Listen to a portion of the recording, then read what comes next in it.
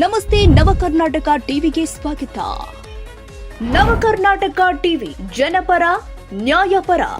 ನೀವಿನ್ನ ನಮ್ಮ channel subscribe ಮಾಡಿಲ್ಲ ಅಂದ್ರೆ ಈ ಕೂಡಲೇ ಲೈಕ್ ಮಾಡಿ, ಶೇರ್ ಮಾಡಿ, ಸಬ್ಸ್ಕ್ರೈಬ್ ಮಾಡಿ, ತಪ್ಪದೆ ಬೆಲ್ ಐಕಾನ್ ಕ್ಲಿಕ್ ಮಾಡಿ.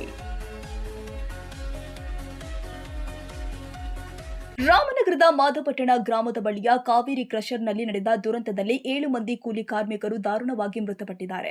ಬೆಳಗಿನ ಜಾವ ಏಕಾಏಕಿ ಬಂಡೆ ಕುಸಿದ ಪರಿಣಾಮ ಅವಶೇಷಗಳ ಅಡಿ ಕಾರ್ಮಿಕರು ಸಿಲುಕಿದ ಪ್ರಮಾಣ ಸಾವು ನೋವುಗಳು ಹೆಚ್ಚಿಸಿದೆ.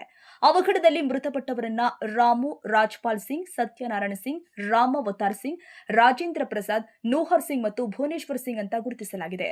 ದುರಂತದಲ್ಲಿ ಉತ್ತರ ಭಾರತದ 4, ಕರ್ನಾಟಕದ ಓರ್ವ ಕಾರ್ಮಿಕನಿಗೆ ಗಂಭೀರ ಗಾಯಗಳಾಗಿದೆ. ಗಾಯಾಳುಗಳು ಆದ ಗುಲಾಬ್ ಸಿಂಗ್, ರಾಜ್ಪಾಲ್, ಚೋಟು, ನೋಹರ್ ಸಿಂಗ್, ಆನಂದ್ ಅವರನ್ನ ಮೈಸೂರು ರಸ್ತೆಯಲ್ಲಿ ಇರುವಂತಹ RR ಆಸ್ಪತ್ರೆಗೆ ದಾಖಲಿಸಿ ತುರ್ತು ಚಿಕಿತ್ಸಾ ಘಟಕದಲ್ಲಿ ಚಿಕಿತ್ಸೆ ನೀಡಲಾಗುತ್ತಿದೆ.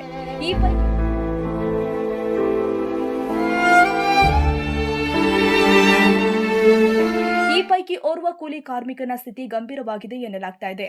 ಬಂಡೆ ಬಿದ್ದ ರಭಸಕ್ಕೆ ಮೃತ ದೇಹಗಳು ಕೂಡ ಚೆಲ್ಲಾಪಿಲ್ಲಿಯಾಗಿದ್ರೆ 3 ಟ್ರ್ಯಾಕ್ಟರ್ಗಳು ಸಂಪೂರ್ಣ ಜಖಂಗೊಂಡಿದೆ. ಕಲ್ಲು ಕ್ವಾರಿ ದುರಂತದ ಬಗ್ಗೆ ವಿಧಾನಸೌಧದಲ್ಲಿ ಮಾತನಾಡಿದ ST ಸೋಮಶೇಖರ್, ಹಿಂದೆ ಬಂಡೆ ಓನರ್ಗಳ ಕರೆದು ಸಭೆ ಮಾಡಿದ್ದೆ, ಲೀಗಲ್ ಆಗಿ ಬ್ಲಾಸ್ಟ್ ಮಾಡಿ ಅಂತ ಹೇಳಿದ್ದೆ. ಗರ್ಭಿಣಿ ಚಿರತೆ ಸತ್ತಾಗ್ಲೇ ನಾನು ವಿಷಯ ಪ್ರಸ್ತಾಪ ಮಾಡಿದ್ದೆ. ಕೂಡಲೇ ಕ್ವಾರಿ ಮಾಲೀಕನ ಬಂಧನ ಮಾಡಬೇಕು, ಪ್ರಬಲವಾಗಿದ್ದಾರೆ, ಕೇಸ್ ಮುಚ್ಚಿ ಹಾಕಿ ಬಿಡ್ತಾರೆ. ಹೀಗಾಗಿ ಸೂಕ್ತ ಕ್ರಮ ಆಗಬೇಕು, ಸತ್ತವರ ಫ್ಯಾಮಿಲಿಗೆ ನ್ಯಾಯ ಕೊಡಿಸಬೇಕು. ಕ್ವಾರಿ ಮಾಲೀಕ 1 ಕೋಟಿ ರೂಪಾಯಿ ಪರಿಹಾರ ಕೊಡಬೇಕು ಅಂತ ಆಕ್ರೋಶ ಹೊರಹಾಕಿದ್ರು.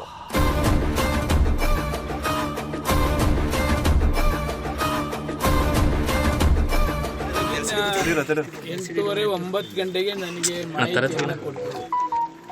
ನಮ್ಮ ಇಲ್ಲಿಯ ಲೋಕಲ್ನವರು ಈ ಥರ ಅನಾಹುತ ಆಗಿದೆ, ಬೆಳಗಿನ ಜಾವ 12 ಜನ ಕೆಲಸ ಮೇಲ್ಗಡೆಯವರು ಮಾಡ್ತಾ ಇರ್ತಕ್ಕಂಥದ್ದು ಇಟಾಚಿ ಆಯ ತಪ್ಪಿ ಕೆಳಗಡೆ ಬಿದ್ದಿದೆ. ಬಿದ್ದ ಮೇಲೆ 10 ಜನ 12 ಜನ ಕೆಳಗಡೆ ಇದ್ದರು. ಅದರಲ್ಲಿ ಸ್ಪಾಟ್ ಔಟ್ 7 ಜನ ಆಗಿದ್ದಾರೆ, 5 ಜನ ಇಂಜುರಿ ಆಗಿದ್ದಾರೆ ಅಂತಕ್ಕಂಥದ್ದು ಮಾಹಿತಿಯನ್ನು ಕೊಟ್ಟರು ನನಗೆ. ನಾನು ಈ ಚಿರತೆ ಸತ್ತಾಗಲೇ ಸಾಮಾನ್ಯವಾಗಿ ಇದನ್ನು ಪ್ರಸ್ತಾಪ ಮಾಡಿದ್ದೆ. ನಾನು ಕಾನೂನು ಬಾಹಿರವಾಗಿ ಏನಿದೆ ಅದನ್ನು ನಾವು ತನಿಖೆ ಮಾಡ್ತೀವಿ ಅಂತೇಳಿ ಈ ಡೈರೆಕ್ಟರ್ಗಳು ಮಾಡಿದರು. ಆಮೇಲೆ ಫಾರೆಸ್ಟ್ ಮಿನಿಸ್ಟರ್ ಇದ್ದಂಥ ಈಶ್ವರ್ ಖಂಡ್ರೆಯವರು ಕೂಡ ಫಾರೆಸ್ಟು ತನಿಖೆ ಮಾಡ್ತೀನಿ ಅಂತ ಹೇಳಿದರು. ಆವಾಗಲೇ ಅದನ್ನ ಸೀರಿಯಸ್ ಆಗಿ ಮಾಡಬೇಕಾಗಿತ್ತು. ನಾನು 2-3 ವರ್ಷದಿಂದನೂ ಪ್ರಸ್ತಾಪ ಮಾಡ್ತಲೇ ಇದ್ದೀನಿ, ಅಸೆಂಬ್ಲಿಲೂ ಮಾಡ್ತಾ ಇದ್ದೀನಿ, ಪಿಟಿಷನ್ ಕಮಿಟಿಲೂ ಕೂಡ ಮಾಡ್ತಾನೆ ಇದ್ದೀನಿ. ಇದನ್ನ ಲೀಗಲ್ಗೆ ಮಾಡಿ ಸಾರ್ವಜನಿಕರಿಗೆ ಮತ್ತು ಇಲ್ಲಿ ಕೆಲಸ ಮಾಡ್ತಕ್ಕಂಥವ್ರಿಗೆ ಸೇಫ್ಟಿ ಮುಖ್ಯ ಅಂತೇಳಿ ಪದೇ ಪದೇ ಹೇಳ್ತಾ ಇದ್ರು. ಮಾಡ್ತೀವಿ ಅಂತಲೇ ಅದು ಮಾಡ್ತಾ ಇಲ್ಲ. ಮೊದಲನೇ ತಪ್ಪು ಈ ಮೈನ್ಸ್ ಆ್ಯಂಡ್ ಜಿಯಾಲಜಿ ಅವ್ರದ್ದೇ.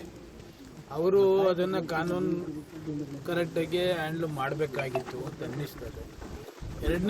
ಎರಡನೇದು ಯಾರು ಮಾಲೀಕರಿದ್ದಾರೆ, ಕೃಷಿ ಮಾಲೀಕರು, ಅವ್ರದ್ದು ಕೂಡ ಸಭೆಯನ್ನು ಕೂಡ ಮಾಡಿದ್ದೆ ನಾನು.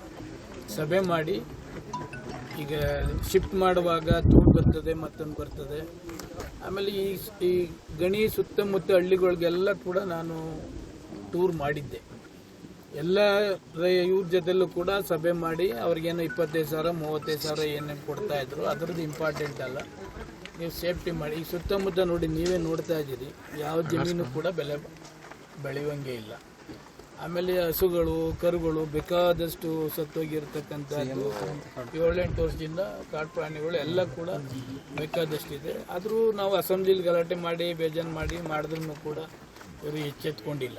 ಈಗ 7 ಜನ ಸತ್ತಿದ್ದಾರೆ. ಜವಾಬ್ದಾರಿ ಯಾರು? ಈಗ ಮಾಲೀಕರು ಜವಾಬ್ದಾರಿ ಆಯ್ತಾರ, ಇವರು ಜವಾಬ್ದಾರಿ ಆಯ್ತಾರ? ಅದಕ್ಕೆ ನಾನು ಹೇಳ್ತಕ್ಕಂಥದ್ದು ಮುಖ್ಯಮಂತ್ರಿಗಳಿಗೆ ಖುದ್ದಾಗಿ ಭೇಟಿ ಮಾಡಿ ಮನವಿ ಮಾಡಿದ್ದೇನೆ.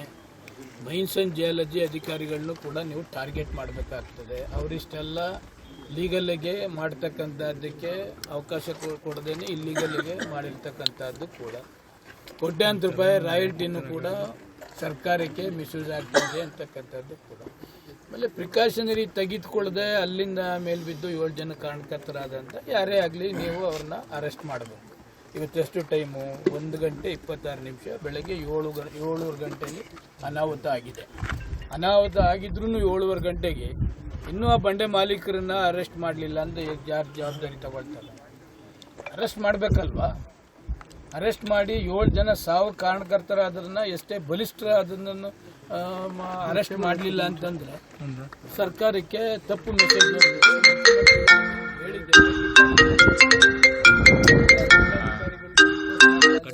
ಎಲ್ಲ ಸೆಟ್ರೇಟ್ ಆಗೋ ಗಂಟ ಏನಿವತ್ತು ನಮ್ಮ ಈ ಯಶವಂತಪುರದ ಕ್ಷೇತ್ರದಲ್ಲಿ ನಡೀತಾ ಇದೆ ಬಂಡೆಗಳು ಸಂಪೂರ್ಣ ಸ್ಟಾಪ್ ಮಾಡಿ ಕಾನೂನುಬದ್ಧವಾಗಿ ಯಾರು ಕೆಲಸ ಮಾಡಿ ಈಗ ಬಿಹಾರಿಂದ ಬರ್ಬೋದು, ಮಧ್ಯಪ್ರದೇಶದಿಂದ ಬರ್ಬೋದು, ರಾಯಚೂರಿಂದ ಬರ್ಬೋದು. ನಾಳೆ ದಿವಸ ಅವರು ಸತ್ತರೆ ಯಾರು ಜವಾಬ್ದಾರ ಆಗ್ತಾರೆ?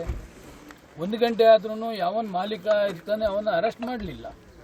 ಅರೆಸ್ಟ್ ಮಾಡಿಸಿ ಅವ್ರಿಗೆಲ್ಲ ಏನು ಕಾಂಪನ್ಸೇಷನ್ ಕೊಡಬೇಕು, ಏನು ಕೊಡಬೇಕು ಅದನ್ನ ಮಾಡಬೇಕಾಗಿತ್ತು. ಇವ್ರು ತಪ್ಪಿಸ್ಕೊಳ್ಳೋಕೆ ಅವಕಾಶ ಆದ್ರೆ ಹೆಂಗಾಗ್ತದೆ? ತಾವು ಈ ಭಾಗದ ಶಾಸಕರು ಸೆಷನ್ ಅಲ್ಲಿ ಕೂಡ ಧ್ವನಿ ಎತ್ತಿದ್ರಿ. ಇಷ್ಟೆಲ್ಲ ಹೇಳ್ತಿದ್ರು, ಇಷ್ಟೆಲ್ಲ ಗೊತ್ತಾಗ್ತಿದ್ರು ಕೂಡ ಅಷ್ಟು ಪ್ರಭಾವಗಳಿದಾರೆ ಸರ್. ಅವ್ರು ಅರೆಸ್ಟ್ ಆಗ್ತಾ ಇಲ್ಲ, ನಿಲ್ತಾ ಇಲ್ಲ ಅಂತ ನೀವು ನೋಡ್ತಾ ಇದ್ದೀರಿ, ಕೋಟಿಗಟ್ಟಲೆ ಲೂಟ್ ಮಾಡ್ತಾರೆ. ಹಣದ ಪ್ರಭಾವದ ಮುಂದೆ ಶಾಸಕನ ಪ್ರಭಾವ ಏನು ನಡೀತಾ ಇಲ್ಲ. 2 ವರ್ಷ 3 ವರ್ಷ ಅವ್ರಿಗೆ ಯಾರು ಗಣಿ ಮಂತ್ರಿ ಇದ್ರು ಅಸೆಂಬ್ಲಿಯಲ್ಲಿ ನಾನು ಕ್ವಶನ್ಗೆ 1 ಸಾರಿ ಆನ್ಸರ್ ಮಾಡಲಿಲ್ಲ. ಅವರು ಕೃಷ್ಣ ಬೈರೇಗೌಡರು ಆನ್ಸರ್ ಮಾಡಿದ್ರು. ಅವಾಗಲೂ ಕೂಡ ಹೇಳಿದ್ದೀನಿ ನಾನು, ಆಗಿನ ಮುಖ್ಯಮಂತ್ರಿ ಸಿದ್ದರಾಮಯ್ಯನವ್ರಿಗೂ ಕೂಡ ಇದು ಸೇಫ್ಟಿ ಇಲ್ಲ, ಪ್ರಾಣಿಗಳಿಗೂ ಸೇಫ್ಟಿ ಇಲ್ಲ, ಸುತ್ತಮುತ್ತ ಜಮೀನು ಮಾಲೀಕರಿಗೂ ಸೇಫ್ಟಿ ಇಲ್ಲ.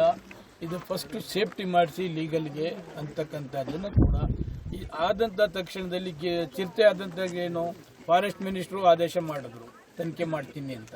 ಮೈನ್ಸ್ ಅಂಡ್ ಜಿಯಾಲಜಿ ತನಿಖೆ ಮಾಡಿದ್ರು. ಅವತ್ತಿನ ಇವತ್ತುವರೆಗೂ ಏನು ತನಿಖೆ ಮಾಡಿದ್ದಾರೆ, ಎಷ್ಟು ಜನ ಲೀಗಲ್ ಆಗಿದೆ, ಎಷ್ಟು ಜನ ಇಲ್ಲೀಗಲ್ ಇದೆ ಹೇಳಲೇ ಇಲ್ಲ. ಇವತ್ತು ಯಾರೋ ಬಡವರು ಪಾಪ ಸತ್ತೋಗಿದ್ದಾರೆ, ಮಾಲೀಕ ಎಸ್ಕೇಪ್ ಆಗಿದ್ದಾನೆ, ಎಲ್ಗೋ ಹೋಗ್ತಾನೆ, ಬಚಾವ್ ಆಗ್ತಾರೆ. ಅಲ್ಲಿ ಸತ್ತಂತವ್ರಿಗೆ ಜವಾಬ್ದಾರಿ ಯಾರು? ಸರ್ಕಾರನೂ ಕೂಡ ಎಚ್ಚೆತ್ಕೊಳ್ಬೇಕಾಗ್ತದೆ. ಈ ಕಂಪ್ಲೀಟ್ ಬಂಡೆನ ಸ್ಟಾಪ್ ಮಾಡಿ ಯಾರೇ ಕೆಲಸ ಮಾಡಲಿ ಮುಂದಿನ ದಿವಸದಲ್ಲಿ 100% ಸೇಫ್ಟಿ ಮಾಡುವ ತನಕ ಬಂಡೆಗಳನ್ನು ನಿಲ್ಲಿಸಬೇಕಾಗ್ತದೆ. ಬಂಡೆಯವರಿಂದ ವಸೂಲು ಮಾಡಿ 1 ಕೋಟಿ ಅವ್ರು ಎಷ್ಟು ಜನ ಸತ್ತಿದ್ದಾರೆ, 9 ಜನ 10 ಜನ, ಅವರಿಗೆ ಬರೀ 1 ಲಕ್ಷ 2 ಲಕ್ಷ ಕಾಂಪನ್ಸೇಷನ್ ಕೊಟ್ಟದ್ದು ಅವ್ರ ಫ್ಯಾಮಿಲಿಗೆ ನಾವು ಸಾಂತ್ವನ ಹೇಳಲಿಕ್ಕೆ ಆಗೋದಿಲ್ಲ. ಬಂಡೆಯವರೆಲ್ಲ ಎಲ್ಲ ಸೇರ್ಲಿ, ಎಲ್ಲ 1 ಕೋಟಿ ಅವರಿಗೆ ಅನುದಾನ ಕೊಟ್ಟಿರೋದ್ರಲ್ಲಿ ಕೆಳಗಡೆ ಕ್ವಾರಿಯಲ್ಲಿ ಯಾರು ಕೆಲಸ ಮಾಡ್ತಾ ಇದ್ರು ಅವ್ರ ಮೇಲೆ ಅದು ಬಂಡೆಗಳೆಲ್ಲ ಕೆಳಗಡೆ ಬಂದು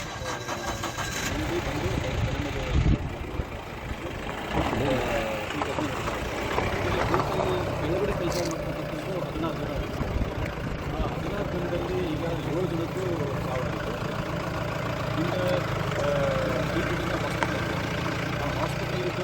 ಡೆತ್ ಆಗಿರೋದು ಆಸ್ ಆಫ್ ನೌ 7.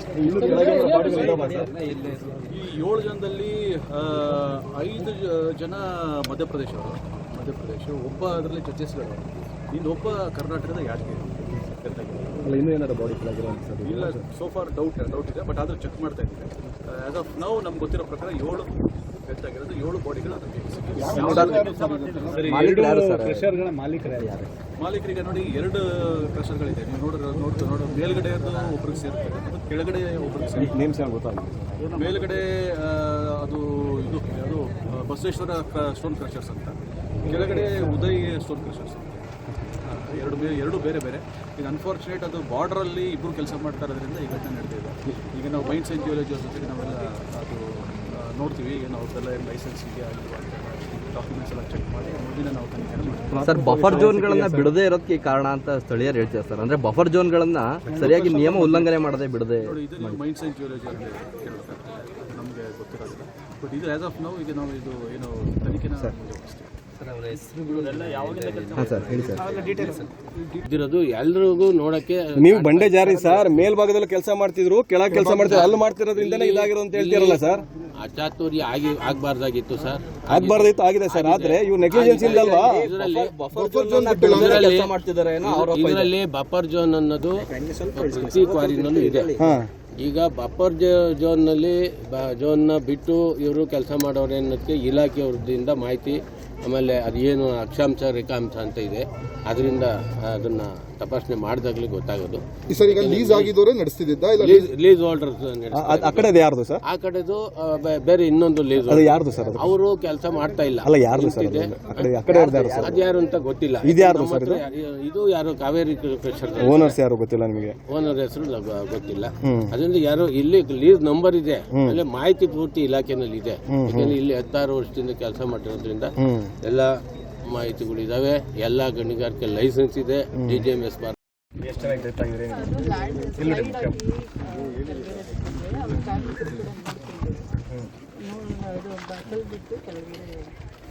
ಎಷ್ಟೊತ್ತಿಗೆ ಇನ್ಸಿಡೆಂಟ್ ಆಗಿದೆ?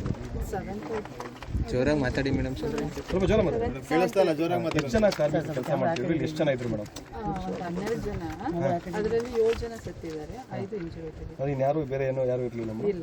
ಬಟ್ 12 ಜನ ಕೆಲಸ ಮಾಡ್ತಿದ್ದಿಲ್ಲ ಮೇಡಮ್. ಹೌದು ಮೇಡಮ್ ಇಲ್ಲಿಗಲ್ ಆಗಿ ಮೇಡಮ್ ನೀವು ಈ ವ್ಯಾಪ್ತಿಗೆ ಜಿಯಾಲಿಸ್ಟ್ ಮೇಡಮ್? ಸ್ವಲ್ಪ ಲೋಗೋ ಡೌನ್ ಮಾಡಿ ಮುಂದೆ ಕಿಡಿರಿ ಮೇಡಮ್. ಅಂದ್ರೆ ಇದು ಯಾರ್ದು ಮೇಡಮ್ ಕ್ರಷರು? ಪರ್ಮಿಷನ್ ತಗೊಂಡಿಲ್ಲ ಅಥವಾ ಹೇಗೆ? ಕಾವೇರಿ ಪರ್ಮಿಷನ್ ಇದೆ. ಈಗ ಪರ್ಮಿಷನ್ ಕೂಡ ಇದೆ. ಅವ್ರ ಪಕ್ಕದ ಅವ್ರದ್ದೇ ಇದ್ರಲ್ಲಿ ಬಂಡೆ ಬಂದಿದ್ದೀರಾ ಪಕ್ಕದಲ್ಲ ಬಿಟ್ಟಿದ್ದೀರಾ? ಪಕ್ಕ ಇದರಿಂದ ಬಂದಿದೆ. ಇದೆಲ್ಲ ಒಂದೇ ಸರೌಂಡಿಂಗ್ ಇದೆ. ಒಂದು ನಿಮಿಷ. ಪಕ್ಕದಂದ್ರೆ ಯಾರ್ದು ಮೇಡಮ್? ಇದು ಯಾರು ಓನರ್ ಯಾರು ಮೇಡಮ್? ಅಂದ್ರೆ ಮೇಡಮ್ ಬಂಡೆ ಅದು ಹೇಗೆ ಸ್ಲೈಡ್ ಆಗಿ ಬಿದ್ದಿದೆ. ಆ ಕಡೆ ಕೆಲಸ ಮಾಡ್ಬೇಕಾದ್ರೆ ಅಲ್ಲ ಅಲ್ಲೂ ಕೆಲಸ ಕೆಳಗೆ. ಅಂದ್ರೆ ಈಗ ಅಲ್ಲಿ ಕೆಲಸ ಮಾಡ್ತಿದ್ದಾಗ ಕೆಳಗೆ ಮಾಡ್ತಾರೆ ಬಂಡೆ ಏನೋ ಮಾಡಿದ್ರೆ ಕೆಳಗೆ ಬೀಳೋದು ಏನಾದ್ರು ಒಂದು ಪರಿಜ್ಞಾನ ಅವ್ರಿಗೆ ಇರಲ್ಲ ಮೇಡಮ್. ಇರಬೇಕು. ಇದು ಬಹಳ ಪ್ರಮುಖ ಮೇಡಮ್. ಆರೋಪ ಇದೆ. ಈಗ ಎರಡೂ ಮಧ್ಯದಲ್ಲೇ ಕೆಲಸ ಮಾಡ್ತಿದ್ದಾರೆ. ಇಲ್ಲ ಅದಕ್ಕೆ ನಾವು ಈಗ ಪ್ರಾಥಮಿಕವಾಗಿ ಏನು ಸಿಕ್ಕಿದೆ ಸರ್ ಮಾಹಿತಿ?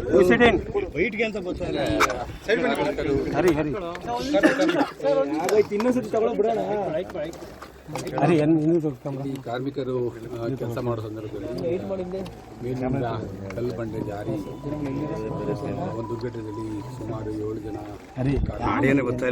ಪಟ್ಟಿದ್ದಾರೆ.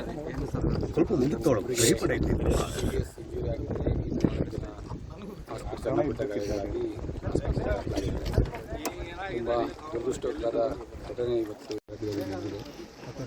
ಅದಕ್ಕೆ ಸಂಬಂಧಪಟ್ಟಾಗೆ ನಾವು ಈಗ ಆಲ್ರೆಡಿ ಎಲ್ಲ ಏನಿಲ್ಲಿ ಕ್ವಾರಿಗಳಿತ್ತು ಅದನ್ನೆಲ್ಲ ಇಮ್ಮಿಡಿಯಾಗಿ ತಾತ್ಕಾಲಿಕವಾಗಿ ಎಲ್ಲನೂ ಬಂದ್ ಮಾಡಿ ಅದನ್ನು ಸ್ಟಾಪ್ ಮಾಡೋಕ್ಕೆ ಡೈರೆಕ್ಷನ್ಸ್ ಕೊಟ್ಟಿದ್ದೀವಿ.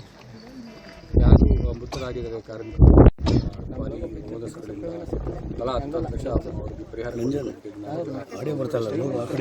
ಯಾರು ಕ್ವಾರಿ ಓನರ್ ಯಾರಿದ್ದಾರೆ ಅವ್ರಿಗೆಲ್ಲ ಪರಿಹಾರ ಕೊಡೋಕ್ಕೆ ವ್ಯವಸ್ಥೆ ಮಾಡಿದ್ದೀವಿ. ಸರ್ ಯಾರ್ದು ಸರ್ ಇದು ಯಾರ್ದು ಪಕ್ಕದ ಯಾರ್ದು ಸರ್? ಏನಿರುತ್ತೆ ಸರ್ ಮಾನದಂಡಗಳು ಹೇಗಿರುತ್ತೆ ಸರ್?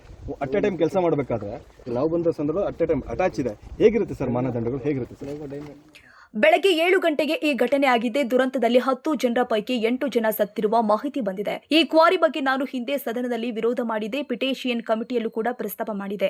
ಈ ಕ್ವಾರಿ ಅಕ್ರಮವಾಗಿ ನಡೀತಾ ಇದೆ. ಇದರಲ್ಲಿ ಗಣಿ ಇಲಾಖೆ, ಅರಣ್ಯ ಇಲಾಖೆ, ಸ್ಥಳೀಯ ಪೊಲೀಸರು, ಪೊಲ್ಯೂಷನ್ ಕಂಟ್ರೋಲ್ನವರು ಶಾಮೀಲು ಆಗಿದ್ದಾರೆ. ಇವರ ವಿರುದ್ಧ FIR ದಾಖಲಿಸಬೇಕು. ಸಿಎಂ ಗಮನಕ್ಕೆ ತಂದು ಕಠಿಣ ಕ್ರಮಕ್ಕೆ ಒತ್ತಾಯ ಮಾಡ್ತೀನಿ ಎಂದಿದ್ದಾರೆ.